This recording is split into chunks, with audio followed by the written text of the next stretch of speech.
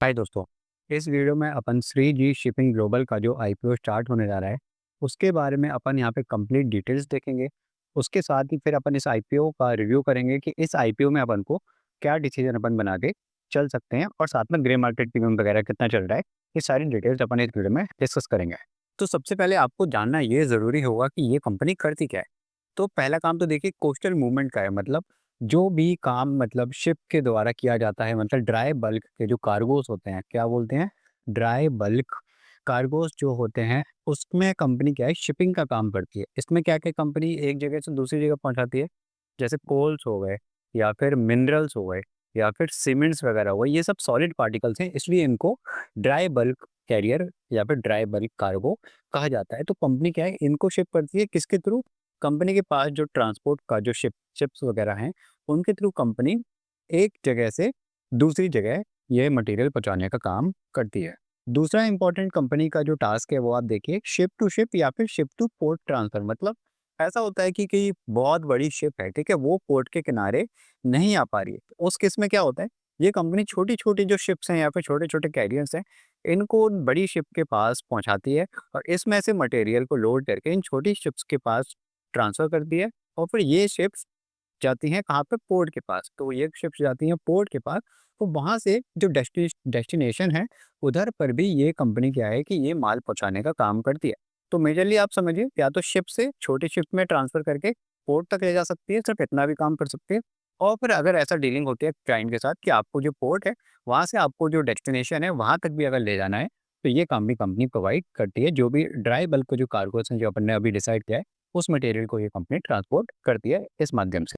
और साथ में कंपनी क्या है, अपनी जो फ्लीट्स हैं उनको रेंट भी करती है। जैसे कि ये जो कंपनी का यहाँ पे शिप्स वगैरह हैं या फिर जो फ्लीट्स हैं, ये कंपनी रेंट पे देती है। मान लीजिए कोई क्लाइंट है ना, उनको शिप्स की रिक्वायरमेंट है या फिर ट्रांसपोर्ट की रिक्वायरमेंट है, वो लीज़ पे लेना चाहते हैं, मतलब किराए पे। जैसे आप कोई भी चीज़ लेते हैं, अगर वो लीज़ पे लेना चाहते हैं, तो कंपनी अपने ये एसेट्स को लीज़ पे देती है अपने इन क्लाइंट्स को, तो उससे वो फीस लेती है। मान लीजिए कुछ टाइम के लिए अगर ये ट्रांसपोर्ट मटेरियल यूज़ हो रहा है, मान लीजिए 1 मंथ के लिए यूज़ हो रहा है या फिर 6 मंथ के लिए यूज़ हो रहा है या फिर 1 साल के लिए यूज़ हो रहा है, डिपेंडिंग अपॉन कि क्या क्लाइंट से इनकी डील हुई है, उस बेसिस पर ये कंपनी क्या है, रेंट चार्ज करती है और ये अपना जो एसेट है क्लाइंट को यूज़ करने के लिए प्रोवाइड करती है। तो आई होप कि कंपनी क्या करती है, आपको यहाँ पे बहुत अच्छे से समझ में आ गया होगा। तो कंपनी के प्राइस बैंड की बात करी जाए तो ₹252 का कंपनी का यहाँ पे प्राइस बैंड रखा हुआ है। और ग्रे मार्केट प्रीमियम की अगर आप बात करें तो ₹26 का ग्रे मार्केट प्रीमियम है आईपी प्राइस के ऊपर। और परसेंटेज वाइज अगर आप देखेंगे तो यहाँ पर 10.3% का अपन को ग्रे मार्केट प्रीमियम दिखाई दे रहा है। तो ग्रे मार्केट प्रीमियम के हिसाब से करेंटली जो ₹252 यहाँ पे है, इस पे अपन को अभी 10% का ग्रे मार्केट प्रीमियम शो कर रहा है। आईपीओ यहाँ पे 19 अगस्त से स्टार्ट हो जाएगा और क्लोजिंग आईपीओ की 21 अगस्त है। अलॉटमेंट आपको 22 अगस्त को देखने को मिल जाए। लिस्टिंग आपको यहाँ पे 26 अगस्त को देखने को मिलेगी। तो इश्यू साइज़ यहाँ पर 410 करोड़ का है। तो यहाँ पर आप देख सकते हैं कि ये जो इश्यू साइज़ है, ये काफ़ी छोटा है और ये पूरा का पूरा फ्रेश इश्यू है। मतलब यहाँ पे ये जो पूरा पैसा है, ये कंपनी के पास जाएगा, तो कंपनी इस पैसे को अपने एक्सपेंशन में यूज़ करने वाली है। तो आप अगर अलग-अलग कैटेगरी में अप्लाई करेंगे, तो वहाँ पर आपको कितना फंड की ज़रूरत पड़ेगी, वो अपन चेक कर लेते हैं। रिटेल कैटेगरी में अगर आप अप्लाई कर रहे हैं, तो 1 लॉट अगर आप अप्लाई करेंगे, तो 1 लॉट में 45 शेयर्स होंगे और वहाँ पे आपको ₹14,616 का अमाउंट रिक्वायर्ड रहेगा। वहीं आप स्मॉल एचएनआई कैटेगरी में अप्लाई कर रहे हैं, तो आपको मिनिमम 14 लॉट्स अप्लाई करने पड़ेंगे और यहाँ पर अमाउंट आपका ₹2,04,624 हो जाएगा। और बिग एचएनआई में अगर आप अप्लाई कर रहे हैं, तो मिनिमम आपको लॉट्स 67 लगाने पड़ेंगे और शेयर्स आपके रहेंगे 3050 और आपका जो अमाउंट रहेगा वो 10,05,804 रुपीज़ हो जाएगा। अब बात कर लेते हैं कंपनी के फाइनेंशियल डेटा की कि कंपनी रेवेन्यू कितना कर रही है और कंपनी यहाँ पर प्रॉफिट कितना कर रही है। क्योंकि फाइनेंशियल डेटा कंपनी का अच्छा नहीं होगा, तो ऐसी कंपनी में हमको अप्लाई करने का कोई मतलब नहीं बनता है। तो यहाँ पर जो डेटा है अपन को 23 मार्च से लेकर 2025 मार्च तक आपको देखने को मिलेगा। तो सबसे पहले अपन को कंपनी का रेवेन्यू चेक करना है। तो 2023 में अगर आप रेवेन्यू देखेंगे, तो यहाँ पर रेवेन्यू था 827.3 करोड़। उसके बाद देखिए ये डिक्रीज़ हुआ है 2024 में 736 करोड़ हुआ है। उसके बाद ये फर्दर डिक्रीज़ हुआ है यहाँ पे 2025 में। तो मतलब यहाँ पर जो रेवेन्यू का ट्रेंड है वो अपन को डिक्रीज़िंग ऑर्डर में दिखाई दे रहा है कि रेवेन्यू यहाँ पर अपन को डिक्रीज़िंग ऑर्डर में शो कर रहा है। तो सीएजीआर मतलब कंपाउंड एनुअल ग्रोथ रेट है, वो यहाँ पे कुछ भी नहीं है, क्योंकि यहाँ पर कंपनी का रेवेन्यू क्या है, फॉल कर रहा है। तो ये जो फॉलिंग रेवेन्यू है, ये कंपनी का एक बहुत ज़्यादा कंसर्निंग पॉइंट है। चलिए बाकी का डेटा भी अपन चेक करते हैं। अब कंपनी के प्रॉफिट आफ्टर टैक्स की बात कर लें कि भाई कंपनी ने रेवेन्यू तो कर लिया, उसमें से सारे खर्चे हटाने के बाद कंपनी के पास क्या प्रॉफिट बच रहा है। तो 2023 में जो कंपनी का प्रॉफिट था वो था 118.8 का। उसके बाद ये प्रॉफिट आफ्टर टैक्स इंक्रीज हुआ है 124.5 करोड़ का। उसके बाद 2025 में फर्दर इंक्रीज हुआ है 141.2 करोड़ का।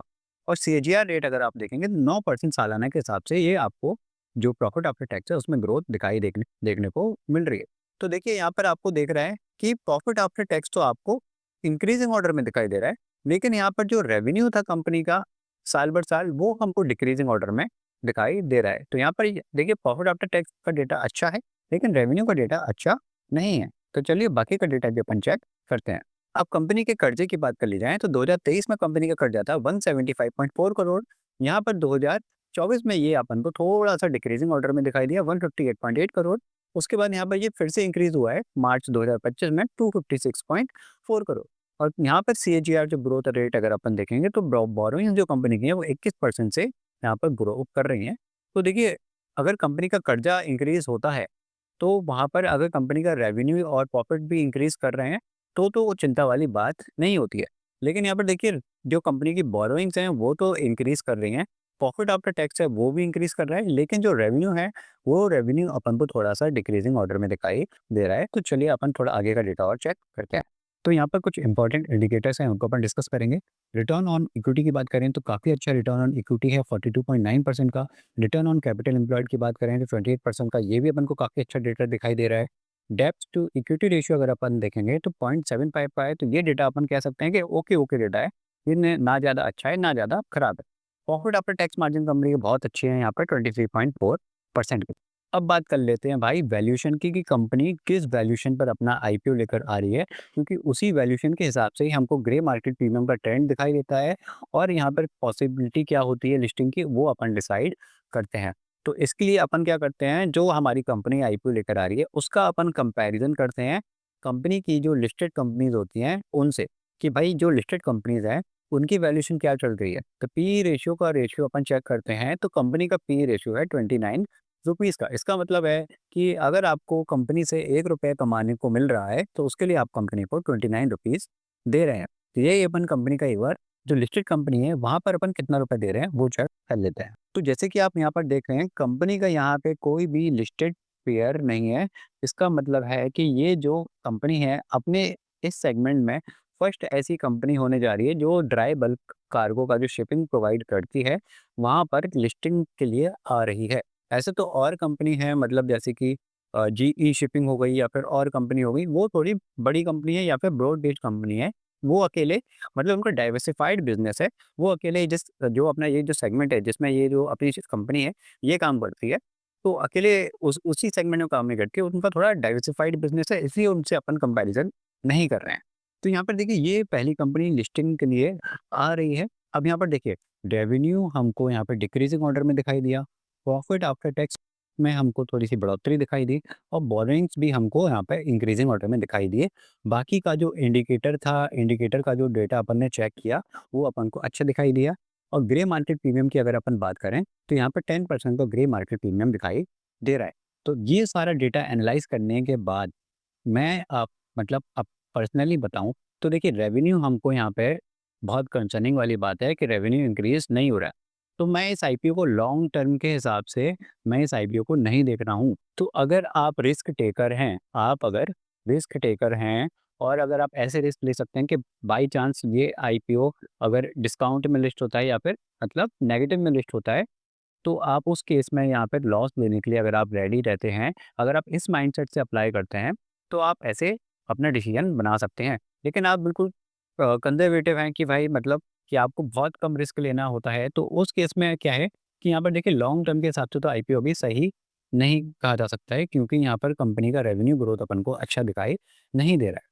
तो ऐसे कंपनी का रेवेन्यू ग्रोथ अच्छा होने में अपन को कम से कम 1 साल का डेटा तो चाहिए रहेगा। तो क्या अगर आप इतने टाइम पीरियड के लिए अगर कंपनी डिस्काउंट में लिस्ट होती है, तो क्या इस कंपनी को आप होल्ड रखने के लिए आप रेडी हैं? तो अगर आपका इस केस में आंसर हाँ है, तब आप अपना डिसीजन इस केस में बना सकते हैं। या फिर अगर आप इतना होल्ड करने के बजाय अगर आप लॉस में भी लेने के लिए रेडी हैं।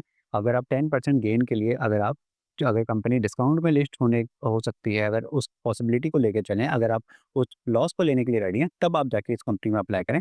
बहुत ही ज़्यादा कंज़र्वेटिव हैं, अगर आपको यहाँ पर इस आईपीओ को आप अवॉइड करके चल सकते हैं। मेरा क्या डिसीजन है इस आईपीओ में, देखिए मैं थोड़ा-सा सब्सक्रिप्शन डेटा भी यहाँ पर चेक करूँगा। तो यहाँ पर कंपनी की डिमांड कितनी देखने को मिल रही है, सब्सक्रिप्शन डेटा क्या चल रहा है, वो भी मैं थोड़ा देखूँगा। बाकी अगर मैं सिर्फ लिस्टिंग गेम की बात करूँ, तो मैं देखिए मैं रिस्क टेकर हूँ, मैं यहाँ पर रिस्क ले सकता हूँ।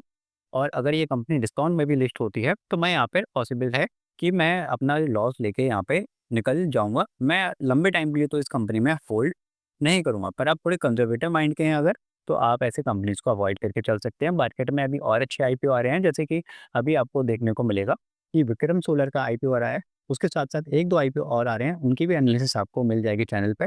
तो आई होप कि इस वीडियो से आपको बहुत क्लियर हो गया होगा कि आपको इस आईपीओ में क्या डायरेक्शन के साथ जाना चाहिए। तो चलिए मिलते हैं अगली वीडियो में, तब तक के लिए गुड बाय।